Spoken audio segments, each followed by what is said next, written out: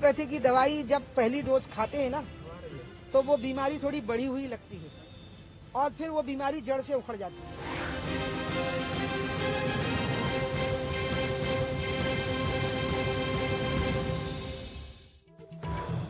अच्छे दिनों का 1 महीना या कड़वी दवाओं के 30 दिन।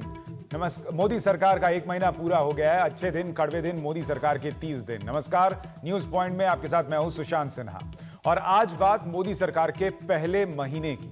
कल मोदी सरकार को सत्ता में आए 1 महीना पूरा हो जाएगा। यूं तो नई सरकार के लिए 30 दिन कुछ नहीं होते, लेकिन आज की राजनीति में जब जनता पल पल का हिसाब मांगती है और सरकारों को जवाब देना भी चाहिए, खासतौर पर तब जब आपने खुद दिल्ली में बनी एक सरकार से हर दिन का हिसाब मांगा हो।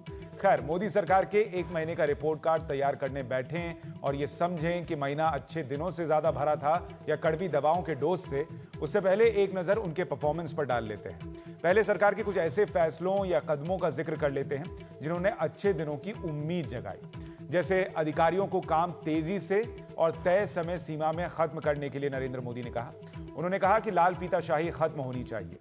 उन्होंने अधिकारियों से फाइलों का पहाड़ खत्म करने के लिए भी कहा। कोई शिकायत या सुझाव हो तो सीधा पीएम से मिलने की सलाह भी दी। इतना ही नहीं, उन्होंने लोगों की शिकायतें जल्द निपटाने के लिए भी अधिकारियों से कहा। उन्होंने कहा कि सोशल मीडिया के जरिए आई शिकायतों पर ध्यान देना चाहिए और जल्दी उसका निपटारा होना चाहिए और शिकायतों का जल्द निपटारा हो सके इसलिए उस पर नजर रखने के लिए पीएमओ में स्पेशल सेल भी बनाया। केंद्र और राज्य के रिश्ते बेहतर करने का आदेश दिया। राज्य सरकारों की 3 महीने से ज्यादा पुरानी अगर कोई दरखास्त पड़ी है तो उसे जल्द से जल्द सुनने का आदेश दिया।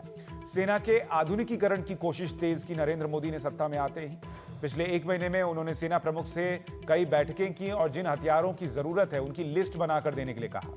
सर्विस चीफ से हर महीने वो मुलाकात करेंगे, ये भी बात सामने आई, जबकि मनमोहन सिंह सरकार में ये मुलाकातें कम होती थी। 1 रैंक 1 पेंशन जल्द लागू करने की कोशिश भी उन्होंने की।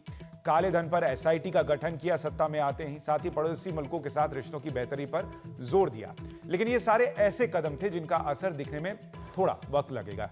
अगर असर दिखा तो फायदा भी बड़ा होगा। बहरहाल, इस बीच लोग जिस एक चीज पर असर फौरन देखना चाहते थे वो थी महंगाई, लेकिन उसे काबू करने में मोदी जी बेअसर साबित हुए हैं। इस बीच बीते 1 महीने रेल से सफर महंगा हो गया है। मोदी सरकार ने पिछली सरकार के फैसले को लागू करते हुए रेल किराया 14.2% बढ़ा दिया। खाने पीने की चीजें महंगी हो गई। प्याज पिछले साल के इस वक्त के मुकाबले तकरीबन 5 रुपए प्रति किलो महंगा है। आलू 5 रुपए किलो महंगा हो गया है। दूध 2 रुपए किलो महंगा हो गया है। उड़द दाल 4 रुपए किलो महंगी हो गई है। यही हाल कमोबेश हर खाने पीने की चीज का है। साथ ही चीनी की कीमत भी बढ़ गई है। कड़वी दवा पिलाने की बात करने वाले मोदी जी के राज में मुंह मीठा करने वाली चीनी भी महंगी हो गई है। इस बीच मोदी सरकार ने महीने भर में ही विवादों का पहाड़ भी खड़ा कर दिया। सबसे पहले पीएमओ में राज्य मंत्री जितेंद्र सिंह के धारा 370 पर दिए बयान पर हंगामा मचा। इसके बाद एनजीओ की जानकारियां पीएमओ के साथ साझा करने के आदेश पर विवाद मचा। केंद्रीय मंत्री स्मृति ईरानी के क्वालिफिकेशन को लेकर बहुत हंगामा हुआ। मोदी सरकार में मंत्री निहाल चंद पर यौन शोषण के आरोप लगे तो फिर उनके इस्तीफे की मांग तक उठ गई। केंद्रीय मंत्री नजमा हेपतुल्ला के आरक्षण वाले बयान पर विवाद हुआ। बीके सिंह के ट्वीट पर संसद तक में हंगामा हो गया। राज्यपालों को बदले जाने को लेकर हंगामा हुआ। सोशल साइट्स पर हिंदी को प्राथमिकता देने के फैसले का विरोध हुआ। यानी महीने भर में कुछ उम्मीदें जगी तो कुछ चुनाव के पहले जगी थी, उन्होंने दम तोड़ दिया। हालांकि घंटे भर पहले एक राहत की खबर यह आई कि गैस की कीमत अगले 3 महीने नहीं बढ़ने जा रही है। बहरहाल, सवाल ये कि क्या मोदी सरकार का 1 महीना अच्छे दिनों से कम और कड़वे घूंटों से ज्यादा भरा रहा? सवाल यह भी कि आने वाले अच्छे दिनों की नींव रख रहे हैं क्या नरेंद्र मोदी अभी, और इसीलिए हमें थोड़ा इंतजार करने की जरूरत है क्या? और सवाल यह भी कि क्या किसी सरकार को तेल, सब्जी और रेल किराए के पैमाने भर से मापा जा सकता है? इस पर चर्चा करने के लिए हमारे साथ कुछ खास मेहमान जुड़ रहे हैं। हमारे साथ परंजॉय गुहा ठाकुरता जुड़ रहे हैं जो कि अर्थशास्त्री हैं, हमारे साथ स्टूडियो में हैं।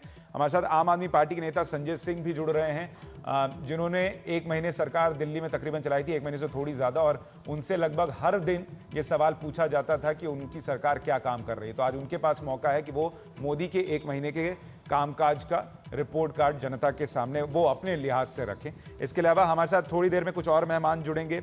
हमारे साथ संजय निरुपम होंगे, कांग्रेस के प्रवक्ता विजय गोयल होंगे, बीजेपी के नेता, और साथ ही हमारे साथ अभय कुमार दुबे जुड़ेंगे जो कि प्रमुख हैं सीएसडीएस के। परंजॉय, मैं आपसे शुरुआत कर रहा हूं और मेरी गुजारिश है कि आप सभी जब जवाब दें तो 1 से 10 के स्केल में से 1 महीने को रेट भी कर दें कि मोदी जी का जो ये 1 महीने का कामकाज रहा है, इसको आप कितने नंबर देते हैं 1 से 10 में? और इसमें 50%। हाँ। तो ये 50% अंक आप किन बातों के लिए दे रहे हैं और ये जो 50% अंक काट रहे हैं ये किन बातों के लिए काट रहे हैं? देखिए, अभी तो 1 महीना हुआ, ये सरकार 5 साल के लिए आए हैं, तो 1 महीना में आप क्या रिपोर्ट कार्ड बनाएंगे? ये पहला बात है, आपको रिपोर्ट कार्ड बनाना भी नहीं चाहिए। जो अच्छे अच्छे काम किया आपने अभी अभी बताया, वो भूटान का यात्रा बोलिए, आपका वो सेना चीफ्स के साथ बात किया, बहुत कुछ उन्होंने किया। और आने वाले बजट में हमको मालूम पड़ेगा उनका आर्थिक नीति का क्या दिशा है, ये मालूम पड़ेगा। और जो जो उनका कमियां है ये भी आपने अभी अभी पूरा आपने लंबा तैयार किया, लिस्ट तैयार कर दिया। इसमें वीके सिंह का ट्वीट से शुरू करके जो आईबीए रिपोर्ट एनजीओज के ऊपर, निहाल चंद का जो बलात्कार का आरोप है उनके ऊपर, और जो आपने अभी तक 2 चीज़ उल्लेख नहीं किया, एक जो हिंदी भाषा का इस्तेमाल ट्वीट मैंने वो बोला, वो आपने भी बोला। अच्छा ठीक है। पुणे में जो एक मुसलमान, एक अल्प उम्र के एक लड़का के ऊपर जिस तरह से उसको खून किया, मोदी जी कुछ कहा नहीं उनके बारे में। उनको मेरा समझना है कुछ कहना चाहिए था, क्योंकि उनका कोई दोष नहीं था। ठीक है, 370 स्मृति ईरानी के बारे में, मगर जो सबसे बड़ा चुनौती है ये सरकार के सामने, ये है महंगाई के ऊपर अंकुश लगाना। अभी तक जितने सारे कदम उठाया उसमें विपरीत उसका असर पड़ेगा। देखिए, आपका इस साल बारिश इतना अच्छा नहीं होने वाले हैं। इराक में एक समस्या चल रही है, कच्चे तेल का कीमत बढ़ने का बहुत बड़ा बढ़ गया और भी बढ़ने का एक संभावना है। और हम ज़्यादा से ज़्यादा कच्चे तेल 80% विदेश से आयात करते हैं। इसके ऊपर आपने रेल का भाड़ा बढ़ाया, फिर थोड़ा बहुत आपने कम कर दिया, रोल बैक कर दिया। आपने डीजल का कीमत बढ़ने की दिया। आपने कहा पिछले सरकार का ये नीति था, ठीक है, बढ़ गया, महंगाई के ऊपर इसका असर पड़ेगा। मगर जो आपने जो चीनी का जो चीनी का मिल्स और इनके ऊपर जो नया जो आपने जो जितने सारे कार्यक्रम आपने शुरू किया, और साथ साथ आपने जो किया कि सीमा शुल्क, कस्टम्स ड्यूटी जो आयात कर रहे चीनी, इसके ऊपर आपने रेट बढ़ा दिया। इसका यानी मोटे तौर पर जो मैं समझ पा रहा हूं, मतलब है कि चीनी का कीमत बढ़ जाएगा। कि आपने जो मार्क्स काटे हैं वो इस बात पर काटे हैं कि महंगाई पर नरेंद्र मोदी अपने भाषणों में लगातार बोलते रहे, वादा करते रहे, लेकिन अभी तक उस पर लगाम नहीं लगा पाए हैं। और थोड़े मार्क्स हो सकता है कि आप बजट के बाद दे दें, लेकिन अभी उस पर आप इंतजार कर रहे हैं। बहरहाल हमारे साथ कुछ और मेहमान जुड़ रहे हैं। विजय गोयल साहब भी हमारे साथ जुड़ गए हैं। सर, बहुत स्वागत है आपका एनडीटीवी इंडिया पर। मैं आपके पास आऊंगा, लेकिन उससे पहले थोड़ी और प्रतिक्रियाएं ले लूं और दर्शकों को हम बता दें कि हमने लोगों से भी फीडबैक मांगा था कि 1 महीने के नरेंद्र मोदी के कार्यकाल को, उनकी सरकार के कार्यकाल को लोग कैसे देख रहे हैं, उनके अंदर क्या भावनाएं हैं। तो वो लगातार हम स्क्रीन पर नीचे चलाते रहेंगे। आप देख सकते हैं कि लोग क्या सोच रहे हैं नरेंद्र मोदी के इस सरकार के 1 महीने के कार्यकाल के बारे में। ये लोगों का फीडबैक है। हमारे साथ अभय दुबे भी जुड़ गए हैं। सर, बहुत स्वागत है आपका। एक तो कि आप जो 1 महीने का ये कामकाज है, इसको 10 में से कितने मार्क्स दे रहे हैं, और जो मार्क्स दे रहे हैं वो क्यों दे रहे हैं, और जो काट रहे हैं वो क्यों काट रहे हैं? देखिए, पहले तो ये मार्क्स नंबर देने का धंधा कुछ अजीब सही है और 1 महीने बाद कोई सरकार लेकिन देखिए सर, एक बात मैंने अपने इंट्रो में कही थी कि 1 महीने के बाद हम उस सरकार के बारे में पूछ रहे हैं, जवाब मांग रहे हैं, जिसने दिल्ली में एक सरकार बनी थी, तो उससे हर रोज सवाल पूछा था कि आपने ये क्यों नहीं किया या वो क्यों नहीं। हाँ, इस दृष्टिकोण से आपकी बात सही है। तो मैं तो इस सरकार को 3 से ज्यादा नंबर नहीं दे सकता। 3 से ज्यादा नहीं? 3 से ज्यादा नंबर तो पासिंग मार्क्स भी उसकी, हाँ, पासिंग मार्क भी नहीं है। 3.33% से आदमी पास होता है, तो इसमें उनको ग्रेस मार्क चाहिए होंगे तब वो पास हो पाएंगे। और मेरा सबसे बड़ा जो इस बात तो मुझे आपत्ति हुई है कि किसी भी सरकार का पहला कर्तव्य होता है कि वो आते ही सरकार में, शासन में आते ही ऐसी नीतियां अपनाए जिससे जनता को कुछ थोड़ी सी राहत मिले, राहत मिलने की शुरुआत हो, कुछ ऐसा हो जिससे जनता को कुछ ठंडी सांस लेने का मौका मिले। जबकि इस सरकार ने पिछले 30 दिन में ऐसी नीतियां अपनाई हैं, मुझे तो विश्वास है कि अगले 30 दिन जब गुजरेंगे, ये सरकार के 60 दिन गुजरेंगे, तब सरकार यूपीए की महंगाई भूल जाएगी, कांग्रेस शासन की महंगाई ये उससे ऊपर चले जाएंगे आप? ये इससे भी ज्यादा ऊपर चले जाएंगे। लोगों को याद ही नहीं रहेगा कि कांग्रेस के मनमोहन सिंह के शासन में कितनी महंगाई, नरेंद्र मोदी इतनी भयानक महंगाई बढ़ने वाली है। उमा भारती कह रही है होम्योपैथिक दवा पिला रहे हैं नरेंद्र मोदी, तो थोड़ा टाइम लगेगा। भाई देखिए, ऐसा है कि जब आप चुनाव लड़ रहे थे, एक बार अकबर साहब कह रहे थे टीवी के ऊपर, देखिए सरकार में आए तो सरकार जिम्मेदारी से चलानी होगी। तो मैंने उनसे पूछा था कि आपकी थ्योरी ये है कि चुनाव आप गैर जिम्मेदारी से लड़ेंगे? उसमें उल्टे सीधे तमाम सारे शेख ही भगा रहेंगे, बहुत सारे दावे करेंगे और सरकार में आते ही आप मेडिकल साइंस की भाषा बोलने लगेंगे। अब हम शल्य क्रिया करेंगे, अब हम इंजेक्शन लगाएंगे, अब हम होम्योपैथिक की दवा देंगे। तो ये देखिए नहीं चलेगा। याद रखना चाहिए, नरेंद्र मोदी ने एक नहीं कई जनसभाओं में साफ तौर पर ये कहा था, उनका फिक्रा हर हिंदुस्तान के हर बच्चे को याद होगा। हमारी सरकार आई और महंगाई घटी। दूसरा मसला करप्शन का है, भ्रष्टाचार का है, जिसको केजरीवाल इफेक्ट, आप चूंकि आपने आम आदमी पार्टी सरकार का जिक्र किया, तो उसका एक 49 दिन में एक केजरीवाल इफेक्ट था। टाइम्स ऑफ इंडिया ने एक बहुत बड़ा सर्वेक्षण करके दिखाया था कि दिल्ली में करीब 30 से 35% भ्रष्टाचार कम हो गया है और इस तरह का एहसास बन रहा है कि करप्शन केजरीवाल की सरकार में गिरा है। वो केजरीवाल इफेक्ट मोदी सरकार को पूरे देश में एक मोदी इफेक्ट के तौर पे लाना होगा। अगर वो नहीं ला पाएंगे मोदी इफेक्ट के तौर पे तो क्या होगा? अभी देखिए, परसों मीडिया में एक खेल हुआ, एक खबर चला दी गई मीडिया में कि स्विस गवर्नमेंट के एक अफसर ने कहा है कि साहब एक लिस्ट बनाई गई है जिसमें भारत के कालाधन जमा करने वालों की सूची भारत सरकार के साथ वो साझा करने जा रही है। जेटली साहब फौरन कूद पड़े मैदान में और उन्होंने कहा ये तो बड़ी हमारे लिए राहत की बात है, हमारी बड़ी उत्साहवर्धक बात है, बहुत हौसला अफजाई हो रही है हमारी ये खबर सुन के। अगले दिन पता चला कि पूरी खबर पूरी तरीके से झूठी थी। स्विस सरकार के प्रतिनिधि ने साफ कहा कि हमने भारत सरकार को ऐसा कोई भी आधिकारिक खबर नहीं दी है, कुछ भी नहीं दिया है। अच्छा, तो जो एसआईटी आपने बनाई थी, भ्रष्टाचार के सवाल पे भी कुछ नहीं हो रहा। आपसे भी ये लग रहा है कि महंगाई को लेकर जो उन्होंने नहीं किया उससे थोड़े मार्क्स आप ज्यादा काट रहे हैं। जो एक पासिंग मार्क्स का ग्रेस आप दे सकते हैं, वो क्या आज के फैसले पर दे सकते हैं कि गैस की कीमत अगले 3 महीने नहीं बढ़ने जा रही है?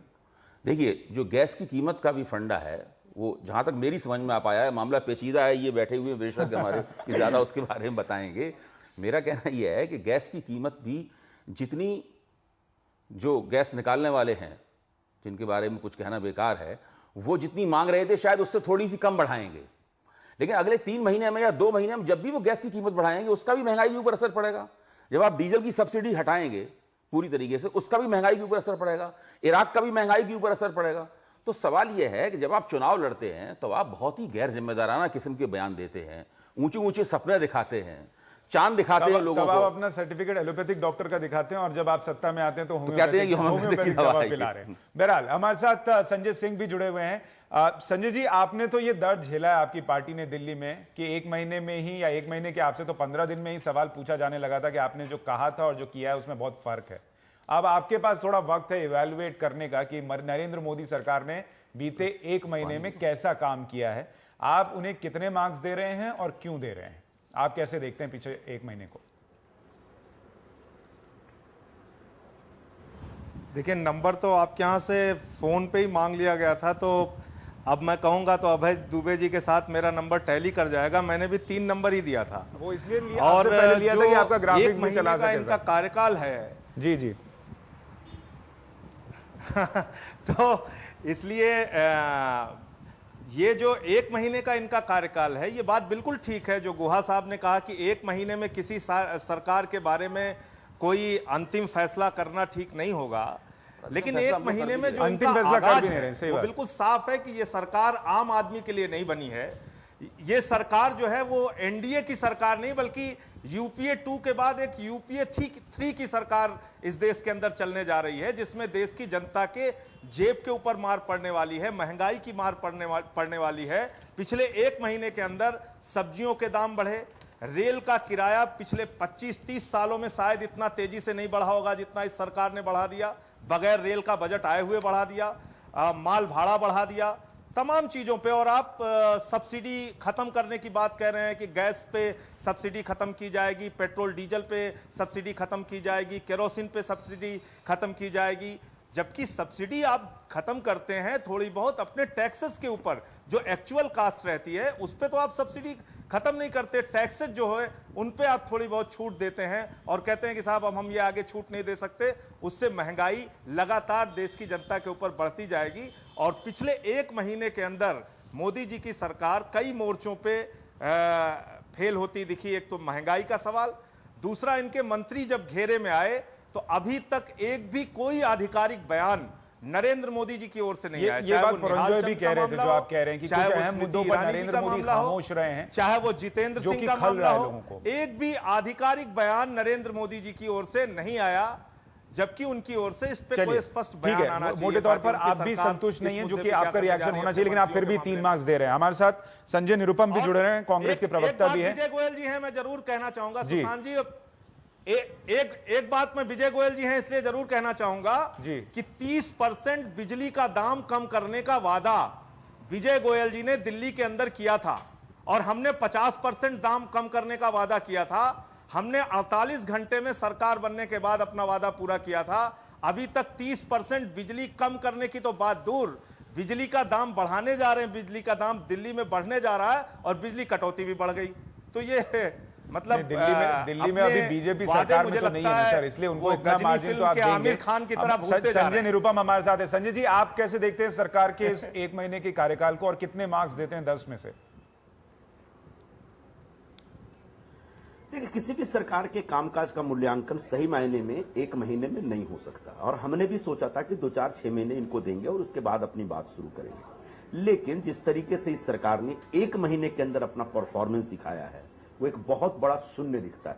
0 में देता हूं, इसलिए कि जिन जिन वादों के नाम पे ये सरकार आई थी, उन तमाम वादों के ऊपर सरकार फेल हो गई, बल्कि कह सकता हूं वादा खिलाफी कर रही है। सर, कम से कम 1-2 मार्क्स उस फैसले के लिए तो दे दीजिए जो आपने रेल किराया बढ़ा के रोक रखा था, उसको इन्होंने लागू कर दिया, आपके फैसले को लागू कर दिया। कम से कम उसका क्रेडिट तो दे दीजिए 1-2 मार्क्स देकर। देखिए, मैं दे सकता था, लेकिन जिस तरीके से सरकार ने अपनी हर गलती और हर तकलीफ के लिए कांग्रेस की सरकार या यूपीए की सरकार को दोषी ठहराया, मुझे ऐसा लगता है कि सरकार का कोई गट्स ही नहीं है। बिजली संकट इतना बड़ा दिल्ली में हुआ, उन्होंने बोला हमने कुछ नहीं किया, तो कांग्रेस की सरकार ने किया। कांग्रेस की सरकार इतने वर्षों तक थी दिल्ली में, कभी भी ऐसा संकट तो पैदा नहीं हुआ। आज विजय गोयल जी कहेंगे भाई बीजेपी की सरकार ने, दिल्ली में जब बीजेपी की सरकार नहीं है और जब लेफ्टिनेंट गवर्नर हैं, तो डायरेक्ट सेंट्रल गवर्नमेंट गवर्न करती है दिल्ली को। इस बात को याद रखना चाहिए। एक भ्रष्टाचार के मामले एसआईटी का गठन पहला निर्णय था इस सरकार का। बोला देखो जी हमने कितना बड़ा काम किया। ये वो नहीं होते, कोई भी सरकार होती उसको करना पड़ता, क्योंकि सुप्रीम कोर्ट का आदेश था और उस आदेश के तहत 30 मई के अंदर एसआईटी का गठन करना ही करना था। ये एक ऑब्लिगेशन था, लीगल ऑब्लिगेशन था। तो रह गई बात स्विट्जरलैंड के संदर्भ में, बताया उन्होंने जिस तरीके से इन्हें कहा था कि मैं बहुत मजबूत हूं, 56 इंच का सीना और मुझे कोई झुका नहीं सकता। जिस तरीके से मुंबई के लोकल ट्रेनों के पास के संदर्भ में अपने डिसीजन को इन्हें वापस लिया, इसको मैं रोलबैक सरकार भी कहता हूं। और 1 महीने में कोई सरकार रोलबैक सरकार हो जाए, वो कम से कम नरेंद्र मोदी जी से जो उम्मीद की थी इस देश की जनता में, या जो उम्मीद जगाई थी लोगों के दिलों में इन्होंने, वो उम्मीद के खिलाफ जाता है। पूरे विदेश मामलों के संदर्भ में अगर आप देखें तो इन्होंने बार बार कहा था कि लेकिन संजय सिंह तो इसे यूपीए 3 बता रहे हैं। संजय सिंह फ्री है कुछ भी करने के लिए, यूपीए 3 का है, यूपीए फ्री का है, ये उनका विषय है। मैं जो इनका जो पड़ोसी देशों के संबंध के मामले में जो इनका यह कहना था कि पाकिस्तान के साथ तब तक बातचीत नहीं हो सकती जब तक वो आतंकवाद को तौबा नहीं करता, और आज शपथ लेने से पहले ही नवाज शरीफ के साथ बैठे, बात भी की, आतंकवाद तो खत्म नहीं हुआ है, आतंकवाद खत्म करने का कोई वादा भी पाकिस्तान ने नहीं किया। चलिए, इस पे मैं एक इनिशियल रिएक्शन सबका ले रहा हूं और फिर इन मुद्दों पर धीरे धीरे हम करके हम आएंगे। आप एक भी मार्क्स नहीं दे रहे हैं, ये तो थोड़ा सा आपको 1-8 मार्क्स तो दे देना चाहिए था। पैर ये आपका अपना विषय है। एक आध नंबर तो कॉपी कोरी छोड़ देने वाले को मिल जाता है। सफाई के मार्क्स मिल जाते हैं कॉपी खाली छोड़कर आने पर। विजय गोयल साहब, आप देख रहे हैं मोटे तौर पर जो पॉलिटिकल रिएक्शन, मैंने नेगेटिव मार्क्स नहीं दिए। चलिए ठीक है। विजय गोयल साहब, आपने ऑलमोस्ट सबके रिएक्शन सुने। हमारे साथ जो नॉन पॉलिटिकल गेस्ट हैं वो भी बहुत ज्यादा मार्क्स नहीं दे रहे या बहुत उम्मीद नहीं दिखा रहे, उनको भी निराशा हुई है अब तक के 1 महीने के कामकाज से। और जो पॉलिटिकल रिएक्शन है वो तो चलिए ठीक है, वो हम मान सकते हैं। आप कैसे देखते हैं 1 महीने के कामकाज को? देखिए, हर पैनलिस्ट जो है वो बात अपनी शुरुआत ऐसे ही करता है कि 1 महीने के अंदर किसी भी सरकार का आकलन नहीं किया जा सकता, किंतु उसके बाद आलोचना करना शुरू कर देता है। दोनों संजय आलोचना करें, मुझे बात समझ आती है, पर अभय दुबे जो हमारे अच्छे मित्र हैं और एक विश्लेषक हैं, वो एक ऑपोजिशन पार्टी की तरह बोलने के, तो फिर जनता कहां जाएगी? लेकिन सर, ये तो ट्रेंड आपने शुरू किया ना। आपने दिल्ली में एक दिन का हिसाब मांगा आम आदमी पार्टी से, तो आपसे लोग क्यों ना पूछे, आपका काम का आकलन क्यों ना करें? नहीं, ना हमने एक दिन का हिसाब मांगा और ना हमने इनसे चाहा कि भाई अपना खजाना खाली करके आप वाहवाही लूट लीजिए। मेरी सरकार के लिए भी, हमारी सरकार के लिए भी बहुत आसान था कि रेल के किराए ना बढ़ा के और कम कर देते और जनता की वाहवाही लूट लेते। किंतु जब तक हम फिजिकल डेफिसिट को कंट्रोल नहीं करेंगे तब तक इकोनॉमी ठीक कैसे होगी? इस बात को तो ये लोग यहां पर जो पैनलिस्ट बैठे हैं वो लोग बता सकते हैं। 30 दिन के अंदर पहले दिन से सरकार ने काम करना शुरू किया है और जनता के अंदर कॉन्फिडेंस भरा है, ब्यूरोक्रेसी की जिम्मेदारी डाली है और जिम्मेदारी के अंदर साथ साथ ब्यूरोक्रेसी को बूस्ट अप लेकिन किया सर है। लोग ये नहीं और पूछेंगे कहा क्या है कि जब आप 100 चुनावी दिन रैलियां कर रहे थे तब आपने एक बार भी नहीं कहा कि फिजिकल डेफिसिट जो है वो बहुत है, हमको टाइम लगेगा, आप ये सोचकर हमको सत्ता में लाइएगा? तब तो आपने ये नहीं कहा, तब तो सबको पता था, आप ये कहते थे कि ये सरकार जो है वो जी आप और अभय दुबे जी मोदी जी के सारे भाषण निकाल लें जी। उन्होंने कभी भी नहीं कहा ये कि मैं 100 दिन के अंदर महंगाई कम कर दूंगा। उन्होंने कहा मुझे 60 महीने चाहिए इस सरकार को चलाने के लिए, मुझे 60 महीने चाहिए। उन्होंने अच्छे दिन की शुरुआत तो जिस दिन नतीजे आए थे उसी दिन कह दिया था कि अच्छे दिन आ गए। अभी आप सबको बोलने दे रहे हैं, मुझे भी बोलने जी बोलिए सर। 100 दिन का बात नहीं, 60 महीने के बाद 60 महीने के बाद मेरी सरकार का आकलन करिएगा। और मेरी सरकार नहीं, मैं बीच में नहीं, मैं तो किसी के बीच में नहीं बोल रहा यार।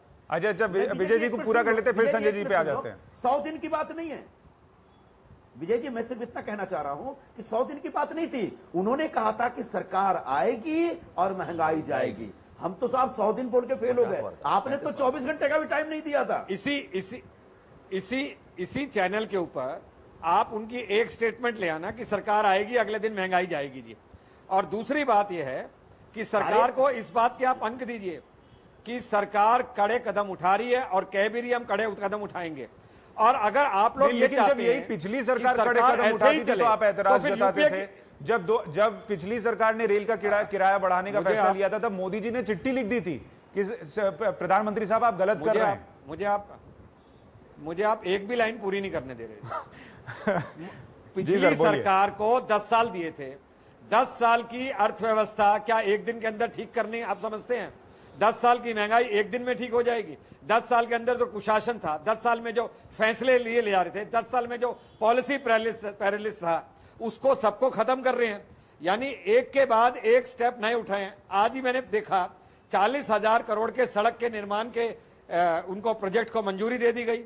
ये जो इन्वायरमेंट करके इश्यूज करके सारे डेवलपमेंट को रोक रखा था उसको मंजूरी दी गई। कोयला उत्पादन के ऊपर बात की गई। यानी आप ये देखिए कि हर क्षेत्र के अंदर कदम उठ रहा है, हर फील्ड के अंदर हो रहा है। संजय जी क्या इस बात का स्कोप देना होगा ना कि जो आपकी सरकार पर पिछली सरकार पर आरोप था कि आप लोगों ने इस स्थिति में पहुंचा दिया कि 1 महीने में ऐसा कुछ चमत्कार नहीं हो सकता। देखिए, ये इस बात से कोई इनकार नहीं कर सकता कि पिछले 5 वर्षों में जब हमारी सरकार थी तो बहुत फ्रंट पे हमको जो करना था हम नहीं कर पाए। बहुत सारे प्रोग्राम हमने किए भी, लेकिन मुख्य मुद्दे क्या थे? भ्रष्टाचार से जुड़े मुद्दे, महंगाई से जुड़े मुद्दे। इन मुद्दों को लेकर के कहीं ना कहीं हम कमजोर साबित हुए और नहीं कर पाए, जिसकी सजा जनता ने हमें दी, हमने स्वीकार किया। लेकिन इन्होंने तो बार बार कहा था कि हम आते ही चमत्कार करेंगे। क्या चमत्कार? क्या? इराक का संकट ले लीजिए। जब कुवैत में इतना बड़ा युद्ध हुआ था तब रातों रात 1 लाख लोगों को वहां से ला करके इंडिया ले लिया, पहुंचा दिया था। इराक में से 100-150 लोगों को लाना है और अभी तक सरकार कुछ कामयाबी नहीं हासिल कर पाई है। सुषमा जी ऊपर से कहती है भगवान पे भरोसा करो सब ठीक हो जाएगा। फिर सरकार काहे के लिए? अगर भगवान पे ही भरोसा करना है तो फिर सरकार 56 इंच की सरकार क्यों बनी देश में? अच्छा दूसरी बात, ब्रेक पर जाऊं उससे पहले एक रिएक्शन एंजॉय का लेना चाह रहा हूं। सर, क्या इस सरकार के लिए एक दिक्कत ये भी हो गई कि आते ही इनके साथ कुछ ऐसी चीजें थी जिनके बारे में इन्होंने सरकार में आने के पहले नहीं सोचा था, जैसे इराक का संकट हो जाएगा या मानसून कम हो जाएगा?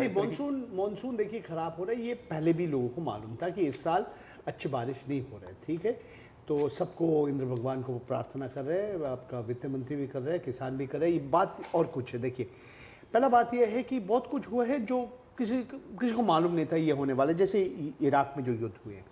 मेरे को और कुछ कहना है। देखिए, जब किसी राजनेता का लोकप्रियता सबसे ऊपर है, सबसे ज़्यादा है, उसी समय उनको ऐसे ये जो कठिन कार्रवाई लेने का समय आता है, क्योंकि और आने वाले समय में तो ठीक है लोकप्रियता कम हो जाएगा। तो मैं समझता हूँ कि अगर उनको कोई जो लोकप्रियता कम हो जाएगा अभी इस वक्त वो डिसीजन लेने का समय। लेकिन क्या नरेंद्र मोदी बैलेंस जी, मगर बात जो है ना कि आशा और उम्मीद इतना ऊपर पहुंचा दिया मोदी जी ने चुनाव का पहले कि नए अच्छे दिन आ रहे हैं, मगर तो वही पहला महीना में ऐसा कुछ दिखाई नहीं दिया कि महंगाई के ऊपर वो कैसे काम करेंगे, परंतु विपरीत दिखा रहे कि जितने सारे कदम उठाया महंगाई बढ़ने का संभावना बढ़ गया और भी बढ़ेंगे, अभी और बढ़ेगा। बहरहाल हम एक छोटे से ब्रेक के लिए रुक जाते हैं। अभी ये पहला महीना ही लोगों के गले में कड़वी घूंट एक तरीके से उतारनी पड़ रही है, लेकिन क्या आगे और ये स्थिति गंभीर होने जा रही है? साथ ही एक सवाल ये भी कि क्या एक सरकार को तेल, सब्जी या रेल किराए के पैमाने पर उसकी कीमत क्या उसके पैमाने पर ही मापा जा सकता है, या जो कदम नरेंद्र मोदी उठा रहे हैं, जो लाल फीताशाही वो खत्म करना चाह रहे हैं, जो आजकल सरकारी दफ्तरों में कहा जा रहा है कि लोग समय पर पहुंच रहे हैं, इसके भी दूरगामी परिणाम होंगे? बहुत सारे ऐसे भी फैसले हैं जिनकी लोग तारीफ कर रहे हैं। इस पर हम लौटेंगे एक छोटे से ब्रेक के बाद।